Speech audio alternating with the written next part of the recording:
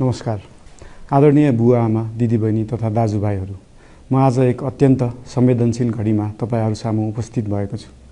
केही दिन अघि सुनसरीको देवानगञ्ज, सिराहा लगायतका स्थानमा भएको दुःखद घटना र त्यसपछि केही जिल्लाहरूमा उत्पन्न अशान्त वातावरणलाई लिएर नेपाल सरकार पूर्ण रूपमा गम्भीर र संवेदनशील छ।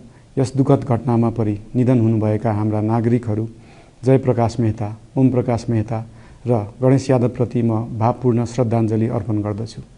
साथै शोक सन्तप्त परिवारजनहरूमा नेपाल सरकारका तर्फबाट गहिरो संवेदना व्यक्त गर्दछु। घटनामा परि घाइते हुनुभएका सम्पूर्ण नागरिकहरूको शीघ्र स्वास्थ्य लाभको कामना गर्दछु।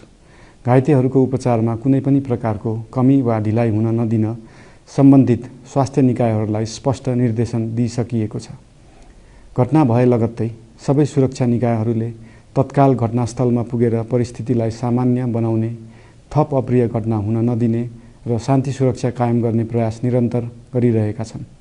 घटनाको निष्पक्ष छानबिन गरी दोषीलाई कडा कानुनी कारबाही गर्न गृह मन्त्रालयले छानबिन समिति गठन गरिसकेको छ। म सबैमा विश्वास दिलाउन चाहन्छु कि यो छानबिन पूर्ण रूपमा निष्पक्ष र पारदर्शी हुनेछ। घटनामा संलग्न दोषी जो कोही भए पनि कानुनी दायरामा ल्याउन सरकार प्रतिबद्ध छ। अवस्था थप नबिग्रियोस्, कुनै पनि नागरिकको जनधनको क्षति हुन नपाओस् र स्थानीय स्तरमा विश्वासको वातावरण बनोस् भन्नका लागि नेपाल सरकार निरन्तर क्रियाशील छ।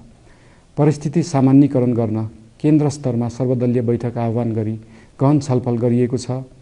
स्थानीय तहसम्मै जनप्रतिनिधि, नागरिक समाज, विभिन्न धार्मिक गुरुहरू, समुदायका अगुवा तथा सामाजिक व्यक्तित्वहरूसँग निरन्तर संवाद भइरहेको छ।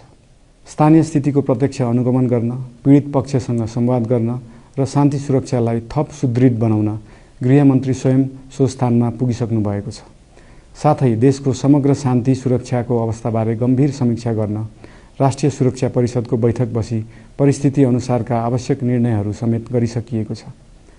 यस्तो संवेदनशील घडीमा सामाजिक सञ्जाल वा अन्य माध्यमबाट असत्य, अपुष्ट सूचना, अफवाह, घृणा फैलाउने सामग्री वा समुदायबीच वैमनस्य बढाउने अभिव्यक्ति प्रचार प्रसार नगराउन अनुरोध गर्दछु। साथै सरकारी निकायहरूबाट जारी भएका आधिकारिक तथ्य र सूचना मात्र विश्वास गर्न विशेष आग्रह गर्दछु। प्रत्येक नागरिकको जीवधनको रक्षा गर्नु, सामाजिक सद्भाव जोगाउनु र समाजमा शान्ति कायम राख्नु राज्यको सर्वोच्च र प्राथमिक दायित्व हो। आगामी दिनमा पनि राज्य थप सतर्क र संवेदनशील रहनेछ। प्रत्येक नागरिकको जीवन सुरक्षाका लागि सरकारका सम्पूर्ण संयन्त्रहरू अहोरात्र खटिनेछन्। शान्ति सुरक्षा भङ्ग गर्ने, अराजकता फैलाउने वा हाम्रो सदियौं पुरानो सामाजिक सद्भाव, सहिष्णुता